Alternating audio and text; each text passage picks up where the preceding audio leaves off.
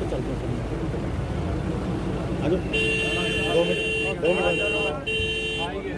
दो minute 2 minute चलो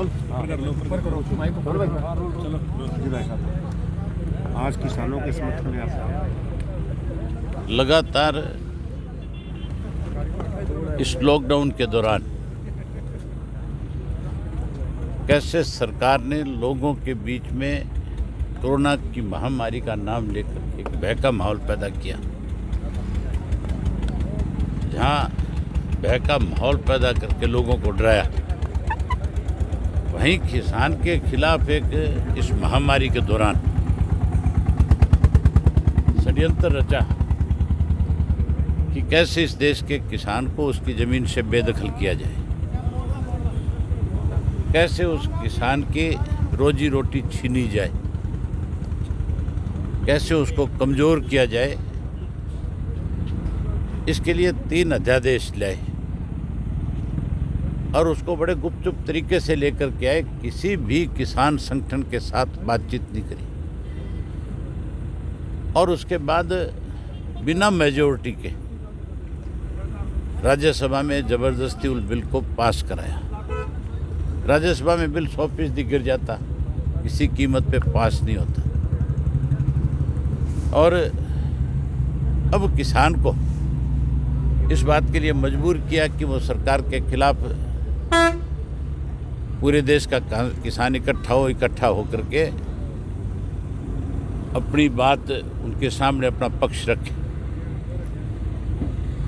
और बारी बारी से जो किसान आज दिल्ली की चारों तरफ बैठा है, जो किसान लीडरशिप जिसका संचालन कर रही है, उनको बुलाया जाता है और बुला करके उनसे मीटिंगें की जाती है। बजाय कोई फैसला लेने के, बजाय उस किसान की बात को सुनने के, इसको लिंगर ऑन करने का काम कर रहे हैं। अगर जल्दी इसका समाधान नहीं हुआ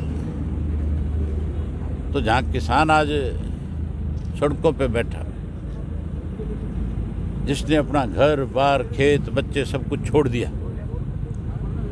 वो कल कोई और बड़ा सख्त फैसला इस सरकार के खिलाफ ले सकता है।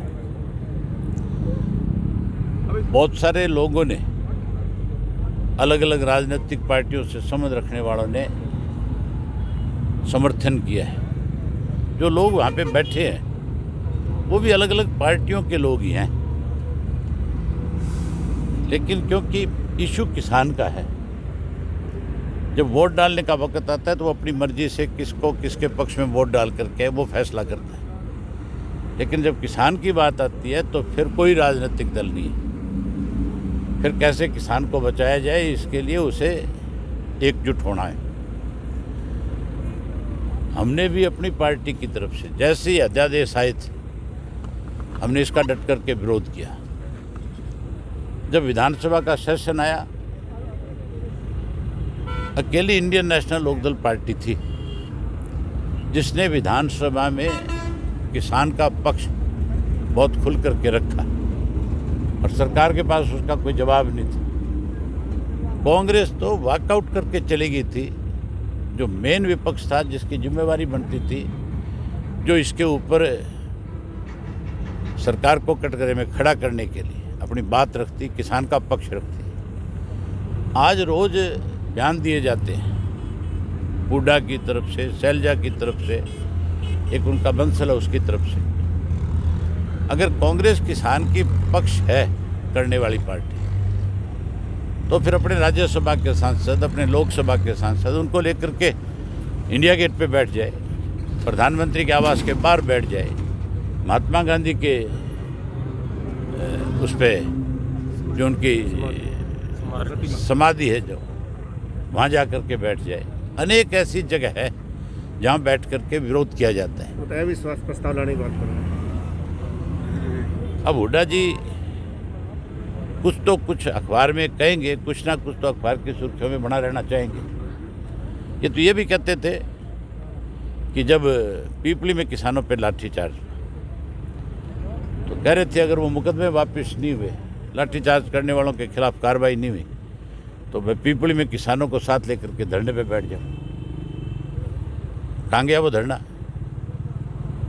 केवल बात कहने से, अखबार की सुर्खियां बढ़ने से मदद नहीं हो सकती।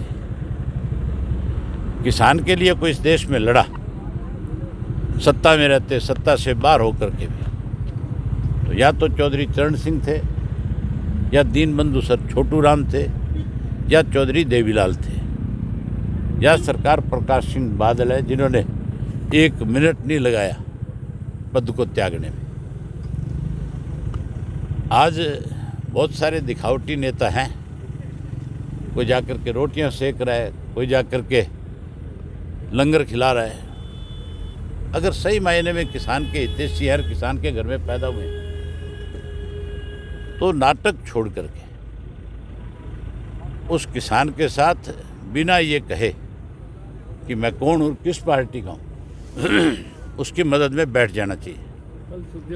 हमारी पार्टी जो है उसका एक एक कार्यकर्ता, आप किसी भी धरने पे जाओ, आपको हजारों की संख्या में हमारी पार्टी के साथी मिलेंगे जिनके पास केवल एक झंडा है, किसान का। वो ना लोकदल की बात करता, ना वो वहाँ बैठ करके राजनीति बात किसी के सामने कहता। आज का क्या कार्यक्रम है आपका? मैं भी आज धरने में जाऊंगा और धरने में जा करके टिकरी बॉर्डर पे किसानों के बीच बैठ करके उनसे बातचीत करूंगा और उनसे पूछ कर के आऊँगा कि आप हमारी क्या जिम्मेवारी लगाना चाहते हैं। वो जो जिम्मेवारी हमें देंगे, हम उस जिम्मेवारी को अग्रणीय पंक्ति में खड़े होकर के निभाएंगे। हम लोगों की तरह नाटक नहीं करेंगे। कल शाम को जिस तरह से सरकार ने कहा कि अध्यादेश रद्द नहीं किया जा सकता, संशोधन किया जा सकता है, उसको लेकर के लिंगर ऑन करने का तरीका है जी। आप ये देखो, पहले 3 मेंबर्स की कमेटी बनाई, अचानक अमित शाह ने बुला लिया। ये लिंगर ऑन करने की तरीका है। उस कमेटी का महत्व खत्म कर दिया कल। अगर अमित शाह ने बातचीत करनी थी, अमित शाह ने कुछ करना था इसमें, तो पहले क्यों नहीं किया?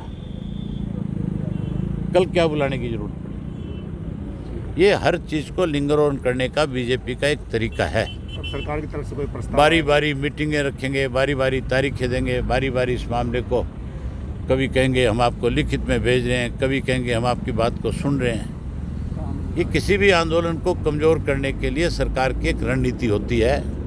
पर मैं एक बात बहुत विश्वास के साथ कह सकता हूँ, ये जो आंदोलन है किसानों का, इसे कोई कमज़ोर नहीं कर सकता।